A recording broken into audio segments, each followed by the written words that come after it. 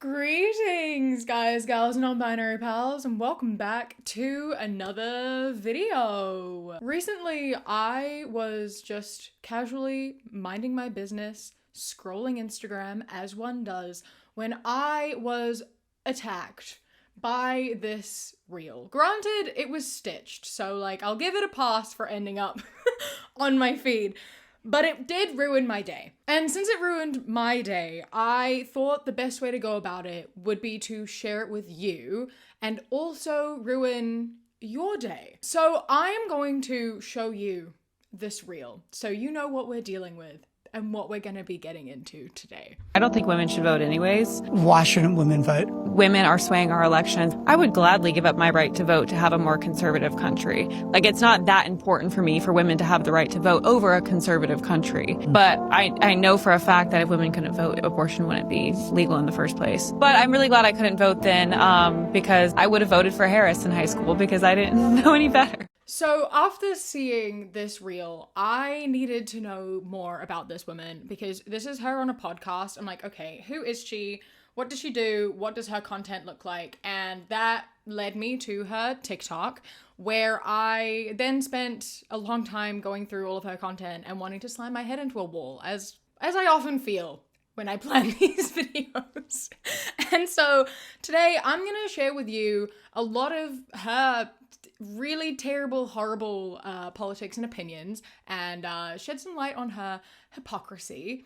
And yeah, we're gonna get into this nightmare. And this is irrelevant, but also it is relevant. And her name is Savanna, which is my name, in case you aren't aware. So like this is also just like it's me needing to separate and be like, okay, Savannas, we are better than this.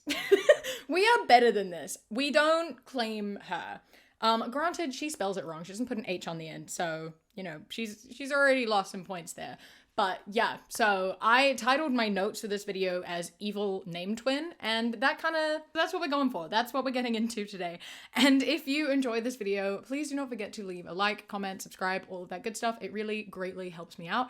As you are watching this video, I am currently in Liverpool working on some new music, so that's super exciting. And if you want to help support me in making music and stay tuned for music updates and things, please do subscribe. It helps me out. And also you can join my Patreon, patreon.com/savvycat. For only £1 a month, you get my videos 1 day early to multiple days early with no ads. And then for a little bit more, you can also get like music stuff as well as other video stuff. It really helps me out. I really appreciate it. Okay. Now that I'm done telling you about me, let's get into my evil name twin, starting with the nightmare of that TikTok reel I just showed you, because oh my gosh. Like, it's already, you know, so hypocritical. Like, the entire concept and foundation of this point is just hypocrisy, because I don't think women should vote. I don't think women should have a say in how the country is governed and what the politics are, because that would support my politics. So you do care about the politics of your country. You do care about who is in power and what goes on and the laws that are passed. Like, that is something that you care about and you want a say in, but you just don't think other women should have that. What if the majority of men voted for Democrats? Like, what if a majority of men did not vote conservative? Would you still hold this opinion? It's unfortunate and upsetting that men are largely more conservative, and I feel like, you know, that sort of shows the whole misogyny of conservatism in itself. But point stands, if men voted differently to your beliefs, would you still say, I don't think women should vote? Or would you be like, yes, women voting is really important because we should be having a say in who governs our country and what goes on? Because I feel like it's going to be that one. Because you do want a say. You do care about politics. You just don't want other people to have that voice. And that's just incredibly hypocritical and fucked up. And it's like, it's also this thing of like, it's not thought through. This belief, this foundation is just not thought through at all. And I think it's because these people who say this, a lot of the time, are saying it because they know it won't happen. They're saying it to be like extremist for the sake of it. Like, it gets them attention, you know, they know it's not actually a threat to something that is going to happen, or they believe it's not, you know, so like they can say it because they don't think it's going to have any repercussions. But like, if you think about it further, right? If women lose the right to vote, like if women can't vote on anything political, like they can take other things away from you too.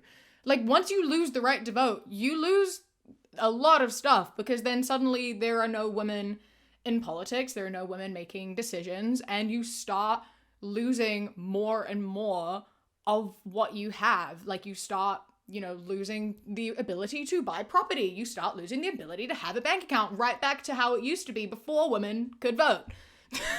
Right? Like, we had to get the vote to get the, you know? And so taking it away also takes away all of those other things as well. And I mean, you know, her argument for that is, well, if women didn't vote, then there would be no abortion. So that's why women shouldn't vote. Okay, but if women didn't vote, then like there is a whole bunch of other stuff that we wouldn't have as well. Like, it's not just like, why these people center everything around like one thing. They're like, well, abortion is bad, so therefore women shouldn't vote for anything. That's so stupid. And also just proving again that like that like you want women to not have the things that a majority of women want. Like, abortion is something that concerns women. Yeah? So we should be able to have a say in what happens. That shouldn't be dictated by men. If a majority of women are for something that is about women, then that should be how, that's what democracy is. That's how it works. Like, decisions about women should probably be made by women. And like, you don't like that. So you're like, okay, well, women shouldn't be able to decide about that. Okay, what about on other things that you like that women are largely for and men are largely against? Do you view things differently there? She's so selfish and hypocritical. She talked about this idea a few times, right? This thing about women not voting. So she doesn't think women should vote because she wants a conservative country, and the only way to guarantee that 100% is if women don't vote because men are conservative. She came up with this solution to the only way she thinks women should be able to vote. Ideal voting system would be a one family vote. So my husband and I would vote together. One household, one vote. Traditionally, like, the husband would ultimately decide. But again, like, I believe that a wife and husband should have the same political views, the same religious views. That's how the marriage works. That's how you're going to raise your kids a certain way. I don't think it's giving up your power. I think we're a little bit too obsessed with the words power and empowerment, having this tyranny over men, or feeling like we're the exact same as men. And women don't really respect that polarity anymore. They don't understand that they're completely different and they're so uniquely made that they want to be exactly like men. They want to make the same decisions that men make in order to feel equal to them. But we're not equal. We're completely different. You are not powerful because you're not a man. You have different unique gifts and talents that you can contribute. And if we actually respected our differences and started to contribute instead of compete with one another, that would save a lot of relationships. That would save a lot of women from this sort of man-hating ideology that they have. A masculine man doesn't want to be told what to do by you. He doesn't want you to compete with him. He just wants you to be his piece. Like, it's so frustrating how much they just like talk out of their asses and don't understand what they're saying and don't care about what they're saying or the implications of anything that they're saying. Firstly, a household vote, I don't entirely understand how that would work, because what if you're not married? Is this a like single women can't vote, but women who are married can vote, but not really because their husband is the one that votes? Or is it that you just can't vote at all unless you're married?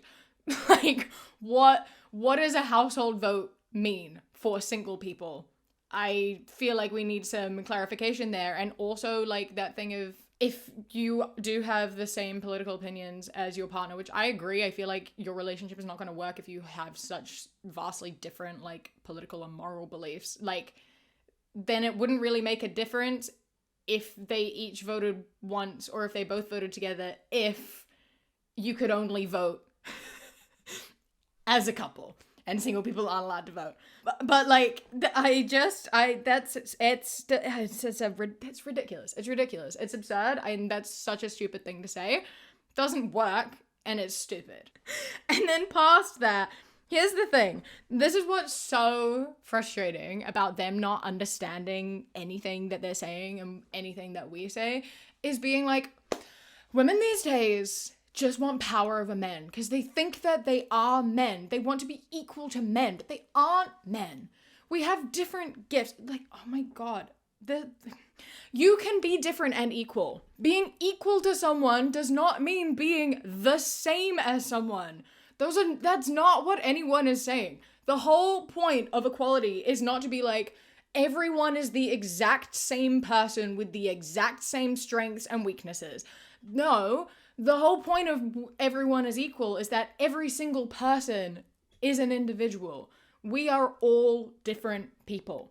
We do celebrate differences. Differences are so important. The problem is that you don't. You see someone who is different and is like, no, you're not allowed to be different. You have to be the same. But like if you are a man, you have to be all the same as men. If you are a woman, you have to be all the same as women. But that's not true. Everyone is different. We are all unique and we are all individuals and we all deserve the same opportunities.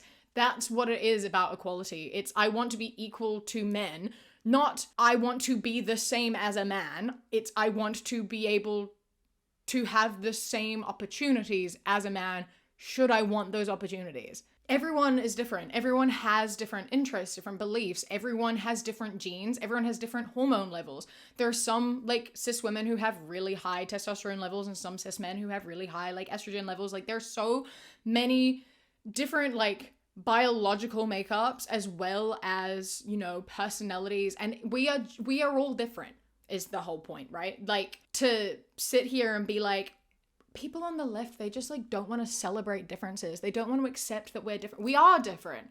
We are different. No one is saying that we are the same, but we're saying that we can want the same things and we can do the same things. Not like I can't do a lot of what a lot of men can do, but I also can't do a lot of what a lot of women can do. And there are men who can't do what I do and women who can't do what I do. And like, everyone is capable of different things, regardless of their gender.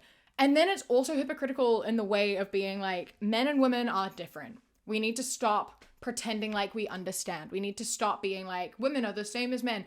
And then also saying that women shouldn't be able to like vote and make political decisions. Because if women and men are so different, then surely the logical conclusion would be that men shouldn't be making decisions on behalf of women because they don't understand us, because we are different to them, which is our entire thing on why we don't think like cis men like should be voting on abortion, because it doesn't impact them. So it's just this thing of like taking points where it's convenient and twisting points and making it into something that doesn't really make sense and is neglecting so much depth.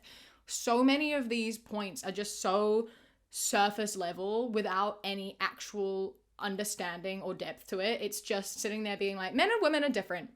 No one is saying that we are all the same. There are differences between people, but it's not as black and white as just man and woman. It's a whole spectrum because we're all individuals. Also, just to finish that off there, I love being like, these women need to realize that a masculine man isn't going to go for them. I don't want a masculine man. I actually would rather keep masculine men away from me. So I'm glad that they don't want me. I don't want them either. They always end with these things. It's like, these women need to realize that like masculine men don't like them. That's fine. That's fine. A lot of us don't give a fuck. So despite her saying that she doesn't think women should vote, she calls herself a woman's woman. She is not a girl's girl. She is a woman's woman. That is a quote from her. And I thought I would show you the TikTok where she says that she is a woman's woman. So let's see what makes her a woman's woman. Highest divorce rates, 2 women. Lowest divorce rates, 2 men. Highest rates of domestic violence, 2 women.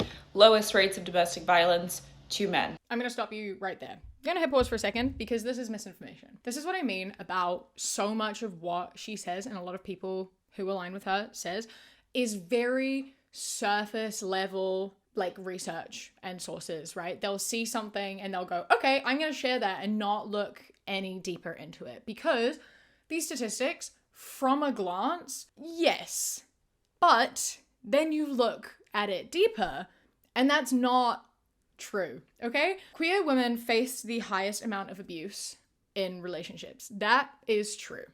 However, it is bisexual women who face the highest level of abuse within relationships. 64% of bisexual women will be abused in a relationship at some point in their life, which is astounding. Like, that's horrifying. And of those 60% of bisexual women who were abused by a partner, 90% of that abuse came from a male partner. So, yes, queer women face more abuse in relationships. However, it is not queer women in relationships with other women. It is not lesbian relationships that have the highest rate of domestic abuse. It is still man and woman relationships, straight relationships towards women have the highest rate of abuse. The woman is just queer. Yeah? That's really important to note. This is not me trying to say that there is no, like, abuse within, like, sapphic relationships, because there absolutely is. I have experienced abuse from both a male partner and a female partner before. Like, I know that exists, and the rate of abuse within lesbian relationships is actually reportedly higher than the abuse within heterosexual relationships with two straight people. Keeping in mind, again, there are a lot of variables that go into all of that as well. The thing with, like, abuse statistics and such is obviously it is a really hard thing to track and monitor because of what people's expectations are within relationships, what people deem as abuse, what people are actually actively reporting, etc., etc. So, like, for example, one of her beliefs and one of the most horrifying things I've seen from her, and I apologize, she deleted the original video, so this does say Stitch incoming over it. It's the only clip I could find. Well, I found this clip about 100 times over, but no one's re-uploaded the original. But is this clip. Number 2, consent doesn't exist in marriage. I know this is going to piss a lot of people off, but when you get married, your body belongs to your husband and your husband's body belongs to you. Two become one, body, mind, soul, and spirit. Right? This, I think, is important because in saying that, like, lesbian relationships have a lot more abuse than straight relationships, which it's not, like, a vastly different number anyway. Still too high for both accounts. It's still over 30% of women, and that's fucked up. But I think that this is an important factor of there are a lot of people who are in straight relationships who say shit like this, where they're like, marital rape isn't real, so they don't count it as abuse, even though it absolutely is abuse. And in a lot of these traditional, you know, conservative relationships, there is definitely a lot of abuse that goes on that is just not acknowledged, not reported, etc. And I can imagine that once you take that into account, it would increase that number. But also, in saying that, there's probably a lot of underreporting in lesbian relationships as well because of the way we view abuse and, like, the female dynamic and relationships and such. So I feel it's a difficult one to sort of, like, pinpoint 100%, but there are a lot of factors that go into it. Ultimately, overall, though, bisexual women, by far, the most affected person by domestic violence at the hands of a man. So, point overall, sapphic relationships are not the number one haver of abuse. There we go. All of that was to say that point. Misinformation. Also, I just forgot she said this point about the lowest rate of domestic violence being between two men, because the point of this is that women are the problem and not men are the problem. The rate of domestic violence towards men is pretty much on par in, like, male relationships and male-female relationships, and also, like, with bisexual men. It's like 24, 25, 26%. So, like, the violence towards men in relationships is all about the same regardless of sexuality and relationship makeup. Although, again, the way we view male abuse, etc., is, like, different, and the reporting rates, and there's a whole bunch of contributing factors, once again, as to why this number might be what it is and what the actual number would be depending on the sample size, etc. But that's like that with a lot of statistics anyway. Highest rates for maltreatment of children by women. Pausing again here real quick, just to take a moment to once again talk about the mistreatment of children is done more by women than by men. So once again, saying that women are the problem here, and we keep, like, trying to say women are always innocent and they're not the problem, and men are. But here's the thing, right? And I read a bunch of sources on this, and, like, articles and research papers. To make this video, I went and I did my fucking research, all right? So here's the thing, okay? Even without research, you know why this is, right? Like, you can use your brain and understand the reason that women hurt their children more than men do, or more frequently than men do, and that is the fact that women are the primary caregivers. Women spend so much more time with their children. If you look at this on like a percentage basis of how much time each parent spends with their children, and you do like, you know, an hour spent with children per violent episode, men are going to be hurting their children more. They are less active in the parenting. However, in cases shown where the mother and father are like more equal parents and they are both equally involved, the fathers are 50% more likely to be violent. They are 50% more likely to hurt their children. There is also important to note, all abuse is bad, right? I'm not trying to say that like, oh, it was only this and it wasn't this. Like, all abuse is bad. It doesn't matter how big or small. But I think it is important to note that abuse towards children from men and women does differ a lot. When mothers abuse their children a lot more of the time, it doesn't leave a mark. Like, they're not like actually injured. It's like pinching or biting, which I didn't know was a thing. But there's not a lot of force. It's not like very violent. When it comes to fathers who abuse their children, they are much more likely to kill their children. They are much more likely to hospitalize their children, break bones, bruise them, break skin. Like, fathers are much, much, much more likely to like cause bad harm to their children than mothers are. And also when it comes to sexual abuse, obviously, that is also incredibly, incredibly heavy on fathers and not on mothers. So these are all factors to also consider, right? The reason women are higher on mistreatment of their children is because they spend more time with their children, not because they are inherently more violent. Men are more violent, they are more quick to anger, and they do a lot more physical damage. I couldn't find a lot of research on like emotional and mental abuse. I feel like that would probably sit quite similarly, again, because mothers are the ones who are the primary caregivers and are with their kids more, so they are more likely to also be emotionally abusing their kids as well. Putting it out there once again, no abuse is good. I'm not saying that like it's good and okay and like you should just get over it if you were only like pinched and not punched in the face. Both of those are bad. It's just important to look at that and recognize that when you are talking about the fact that women are more violent than men are, because that's not the case.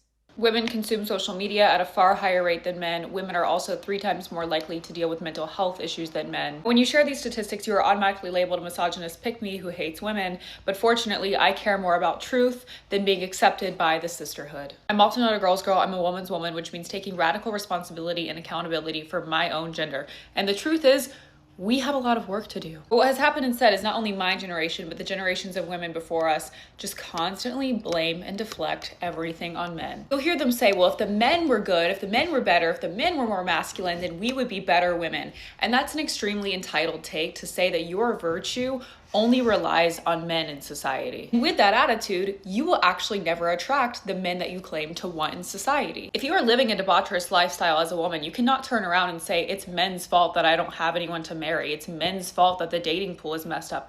No, it's your fault. The best thing that you can do in your life is just to say, everything is my fault, and start taking radical responsibility for your own life instead of blaming and deflecting on everyone else. So I love being like, as soon as I point out these facts, I get labeled as someone who hates women and a pick-me. Okay, well, that's just because you were sharing misinformation purely for the sake of painting women out as the bad guys. And then also at the end being like, women struggle with mental health more. And when I say that, I get torn apart. No, you don't. Men may get mad at you for saying that.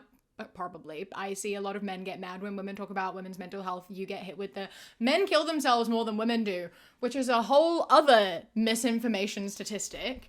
Because although, yes, there are more successful male suicides, women attempt suicide more than men do. But because of gender roles and societal norms, we, again, men are taught to be more like violent and women are taught to be more gentle. And so it's like the whole thing with suicide is that men have a higher suicide rate because they a lot of the time choose more brutal endings, like shooting themselves and things like that, whereas women more often choose things like overdose, which is easier to come back from. And a lot of that has to do with how we have been socially conditioned. That's an important, interesting statistic about like mental health and suicide that comes up a lot that people, again, don't really actually look very deep into. But anyway, that was a side point and not really that relevant to what we're talking about. Saying that you care about the truth while making this entire TikTok sharing like misinformation is so funny in such a fucked up way. Like, if you are going to be sharing statistics like this, you have to actually make sure about them. Like, if you are going to be saying this, you have to look into it. You can't just Google like, how much abuse is in lesbian relationships? And then it comes up with like Google AI. Oh, this is the abuse rate for queer women. And you're like, great, that's higher than straight women. Like, you have to do more than that. You can't just like look at the like, this is what I found without clicking on the link, without looking at the original study, without going through everything. You can't actually share this information unless you actually know, because people are going to just take it at face value, right? They are going to listen to that and then be like, oh, okay. When I hear things like that, my first thought is to be like, oh, really? And then I go check it. A lot of these people don't think that. A lot of people in general don't think that. They hear something and they're like, wow, okay. And then they share it, and then it shares on and on and on without ever actually checking. It's so important to check, especially if you are going to be sharing that information with your like hundreds of thousands of followers. And then being like, I'm so sick of women. Or being like, if men were better, if only men were better, I don't have to fix myself because it's all men's fault. And if men were better, and it's like, yeah, they built the system. Like, it is their fault. Women couldn't vote until the last century, right? Which is something that you want to go back to. Our society is built by men for men. It is built for how they function and how they want to live and what benefits them. And they're still not accommodating for us. Like, yeah, we are given more opportunities and we are told like, you can do this, but not given any of the like equipment that we need in order to be able to do that. Whereas they have everything because they built everything, and we're not given the opportunity to actually build things for ourselves because they, you know, it is their fault and they do need to do better. That's just factual. That is how it is. They built the world that we have at present. Like, this was all designed by men and for men. And then they've just like opened the door to let women into their house, but they haven't actually done anything to accommodate for us. You're the one who keeps saying men and women are different. Men and women are so different. Men and women are so different. And then being like, why are women complaining when like they have everything that men do? Because we are different. The way our bodies function is different. Like, and there's nothing accommodated for us, right? You see people talk about it all the time, like with crash test dummies, right? When they test car safety, they use mannequins that are modeled after men. And so they design the cars and the safety of the cars around the safety of men, even though we have different bodies. And the way that our bodies work and like respond to these things is different. So women are more likely to die in car crashes, right? And it's so frustrating to like somehow to be speaking on both of these things and be like, we're so different, and also like we have the same, so the fight is over. We are not granted like the same sympathies than a lot of men are, right? Like, there's a lot of things that like women and AFAB people experience when it comes to like the way our bodies work, the way we move through life, etc., that we are told to just like get over. They're like, men do this, so like you can get over it too. And it's like, I'm bleeding right now and there are no accommodations. There are no accommodations for that, right? It wasn't built for us and we're trying to make a space for us. And so we're saying, hey men, what the fuck? Like, we deserve to have space and have a world that also functions for us. And it's not fair that you can sit here and be like, well, we function fine, because we are different. We are the same because we're all fucking people, but we are still different. And no one is saying we aren't different. Basically, again, my point, no one is saying we aren't different. Every body is different. Whether you are a man, a woman, non-binary, female, male, intersex, whatever. We are all different and require different things. Obviously, this woman is a Christian save-sex till marriage girly, and she has she has an interesting take on that I find so, it's so tiresome. It's so frustrating and annoying. And again, it makes no sense. So many of these opinions just make no sense to me. And that's this. Living like husband and wife before marriage is divorce in disguise. If we are speaking from a biblical perspective, which I always am, nowhere in the Bible is dating mentioned. This is a new age man-made thing. And given I understand we have to have it in today's society, we are not supposed to live like we're already married to our boyfriend or girlfriend. Dating's not mentioned in the Bible. It is a new thing. You do realize that the Bible was written very, very late in human history, right? In the grand scheme of human history, the Bible is very new. I feel like you can't be being like, new things are all bad because they're not in the Bible. The Bible is also new. Marriage is a lifelong union in which each person gives themselves fully to the other person. So if you are already giving yourself fully to your boyfriend or girlfriend, then what's the point of marriage? What's the benefit in that for you? You cannot be this ignorant. You really, truly cannot be this ignorant and privileged. Like, it's astounding to me. What's the benefit in marriage if not to just be able to have sex? I think being able to just have sex is the worst reason to get married ever. That is the worst, most insignificant reason to get married I've ever fucking heard in my life. There are so many benefits to marriage because it's a legal thing, right?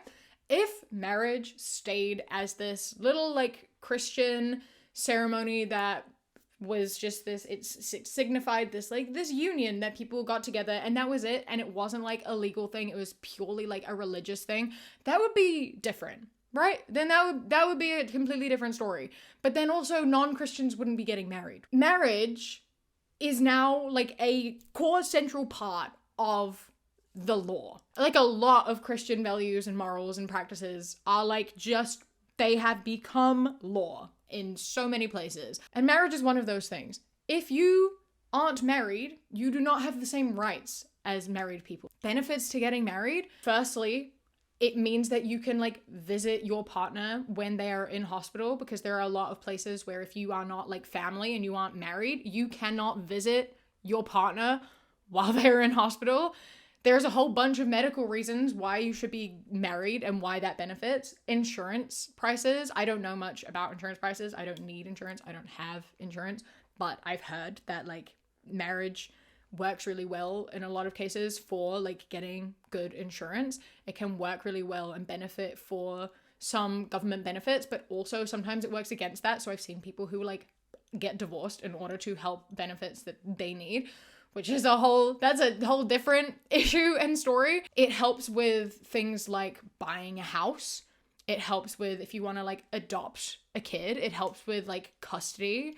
There are so many benefits of getting married because getting married is a legal ceremony. That is a legal thing. That is why you can just go to like a legal place and just sign a contract and then you are married. It's not about just like how much you love this person.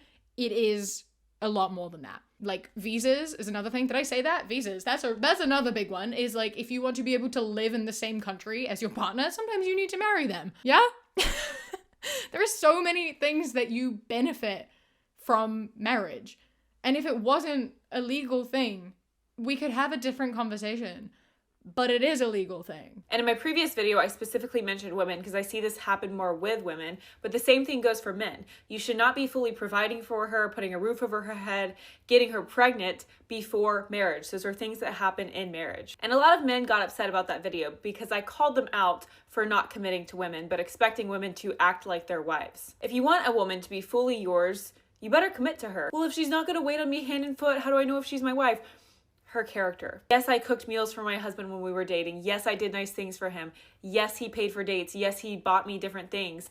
But we didn't live as husband and wife. And by the way, I rarely give advice to men, but not being able to commit is a very weak trait, and it is opposite of husband material, and it is opposite of masculine. See, also just in general, I'm just so against this premise of being like, you shouldn't live as husband and wife. You have to have something to look forward to in marriage. I think that leaving marriage to living together and knowing each other fully to surprise is just a bad idea. It's just not a good idea, right? Like, I think that if you were again, maybe it's different if it wasn't like a legal thing, but like if you were going to be, you know, making this massive life decision, right? And you are going to be pledging your life to someone and going through all of these like legal proceedings and spending all of this money and like committing and doing all of this, you should know this person. I feel like the best way to get married is if you know them. I think people who have been together for a really long time, getting married is the best way to get married because they know each other.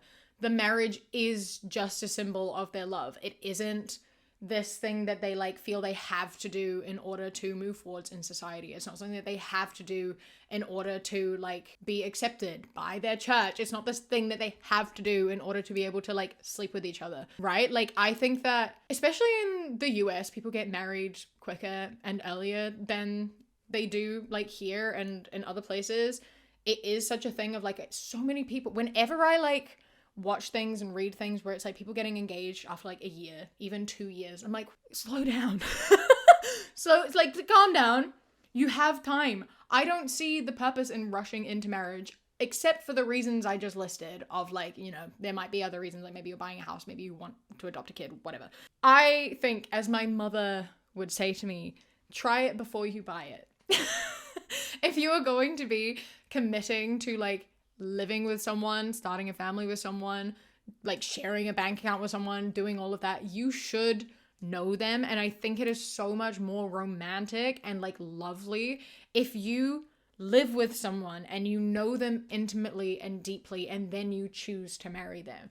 If they are someone that you like only like you know them and you like you love them but you don't like know them, you aren't with them all the time, you don't have this like deep intimate bond, then part of the reason you want to get married is for like it's excitement, it's change. That is a bad reason to make a lifelong decision. Sometimes it's good to make decisions that are like exciting. Making decisions that are exciting and like new, that's great. That's fun. Making decisions like that where you are like making a lifelong decision that's not a good thing to do. You need to think these things through. You shouldn't just get married because it's like, ooh, fun, I get to find things out. You should know all of that before you get married. And I think that that is the best way to do it. And I will never, ever understand anything else. Like this, what's the benefit of getting married if you've already lived like husband and wife? You intend to live like husband and wife for the rest of your life. You're in your 20s. You want to get married and then live with them for the rest of their life. What's doing that for 2 years and then getting married? It's just you do the thing and then you just do the ceremony a little bit later. Like what, by your standard, that means like, why do you stay together? You get married, you live together and do the married thing for like 2 years and then what, you're bored? And you're like, okay, well now I don't really care about this and don't want to do it anymore. Because that's what it implies by you being like, what's even the point of doing it? Can someone please explain to me, like, genuine question, how is it not okay? Like, you will get canceled if you make fun of any other religion. But if you mock Christianity, it's seen as just a joke. Oh, it's just funny. And I really don't want the comment that's like, well, Christians are hypocrites and they do this and this. Babe, you have church hurt. Somebody who's a Christian, a self-proclaimed Christian, or a church has hurt you so deeply that you've written off all Christians. This happens to a lot of people. That is not an example of Jesus. I don't like to call Christianity a religion because it's not. It's not a cult. It's nothing like that. It is a relationship with God and Jesus Christ. And do not pull the whole Christians are privileged card. Christians have been persecuted since the beginning of time and since Jesus walked this earth, and they are still being persecuted today, regardless if you see it on mainstream media or not. It's happening in America, and it's definitely happening in other countries where there are missionaries. Firstly, before we get into all that, I love being like, Christians have been persecuted since the beginning of time. I don't think that that's quite accurate. But okay, we're gonna put that to one side. It is because Christians are privileged, but I don't really know if that's the right word. It's because Christians have power. In your country, 60% of your country is Christian. I don't know why so many of these Christian conservatives come out here being like, Christians are hated and they're a minority and everyone hates us. Over half of your country is Christian. So like, shut up. Your country, like the laws of your country are built, like it's based off of Christianity, and that's the same in a lot of places, as we just talked about for like marriage and the fact that, you know, we all like celebrate like Christmas is the thing that we get like time off for. And, you know, Christianity is like the foundation of a lot of it. And also, how did Christianity get there? How did the States become a Christian country? How did it get to the point where it is now 60% Christian? How did so much of the world get to a point where Christianity is such a big religion? Oh, it's because people traveled there and converted people and slaughtered them for not being Christian. The foundation of Christianity in so many places is genocide, right? It's genocide. It's like the slaughter of like thousands, millions of people. And that's how Christianity became the global thing that it is. That is why it is so widespread. It is because of Christianity has done so much harm. It has done so much harm. And I'm not saying that all Christians are bad people, right? I understand that some people find peace in religion and Christianity.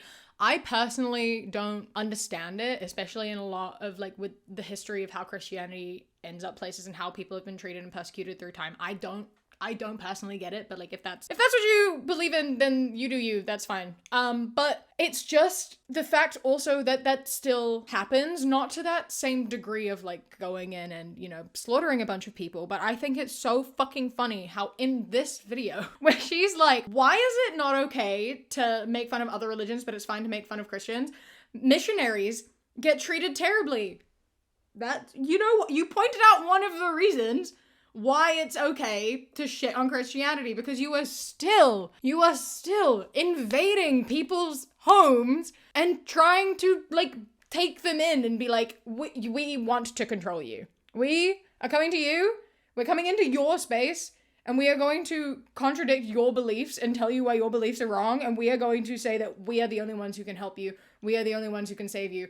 Without, like, that's fucked up. That's fucked up. It is 2026. And still, people are going out into the world and, like, converting people. And that's not okay. Other religions don't fucking do that. Not anywhere near the degree that Christianity does it, right? Like, the foundation of Christianity is fucked up and it's got a very brutal and bloody history. As I said, now as well, Christian countries hold a majority of the power. In the US, yeah, it's fine to make fun of Christians and Christianity and say whatever the fuck you want because it doesn't make a difference, does it? A bunch of people being like, fuck Jesus, fuck Christians, fuck Christianity. Does it change your law? No. Does it change anything, realistically? Other than maybe you're feeling upset and attacked. Whereas when things like Islamophobia happen, it like causes hate crimes. It has like led to people being killed, deportations. Like there is so many terrible repercussions to discrimination and hatred towards other religions. Like look at like anti-Semitism and how has impact on people and the tragedies that happen because of anti-Semitism. Look at how religion is used and fired off as like a weapon and as a tool of hate, and how many people that hurts, like actually and legally hurts and impacts where they exist in society, versus how people shitting on Christians impact Christians. Doesn't make a fucking difference. That's why. That's why it's okay. Because you will still stay where you are regardless of what people are fucking saying about you. Got it? Does that make sense? Okay. Glad that we could have that talk and sort that out. I doubt that she gives a fuck. The thing is that it's so funny because they like to say slurs are not the same. Like slurs don't hurt people and people need to get over it. It's just words. But then also at the same time are like, people said a bad thing about Jesus and I don't think that's okay and the world is a terrible place and I'm really offended. And like put that on par with like people being hate crimed for their religion. And I'm like, what? You're so hypocritical. Either words hurt or they fucking don't. And in this case, words don't even impact your social standing. Whereas in other cases, words do impact their social standing and how they exist in society. So it's all just a bunch of bullshit that they just pick and choose. And they say that we like to play the victims, but they are the people who play victim more than anyone else because they're not victims. They just like to pretend that they are. This was a lot. This was so frustrating. I rambled a lot, probably. I got so intense and so frustrated by this woman. So I had to sit down. I had to share. I had to get it all out. I hope that you had a good time. I hope you're also feeling all riled up about this. Don't forget to educate yourself on things. If you see something and you're like, oh, I didn't know that, check. You get lied to a lot without realizing. So yeah, I hope you enjoyed. A huge thank you to my Kiwi Cat patrons. Eden, Amelia, Rain Remaining, Mossy Moose, Bingo Bango, Who Ate My Mango, Kiarum, Bug Loves Cats, Kojo, The Beebs, Tess, Bree, Chastity, Beckett, Prismatic Petey, Sushi Kawaii, Phil the Duck, River, Queen Glimmer, Ella, Mr. Noodle, Radsack, Knitting Menace, Chris, Ellie, Ikazel, Alexis, and Nevea. I love and appreciate you so much. Thank you so much for joining. I hope you enjoy the rest of your day. Stay safe. Keep fighting. I love you. Mwah. When you close your eyes, you replace the dark.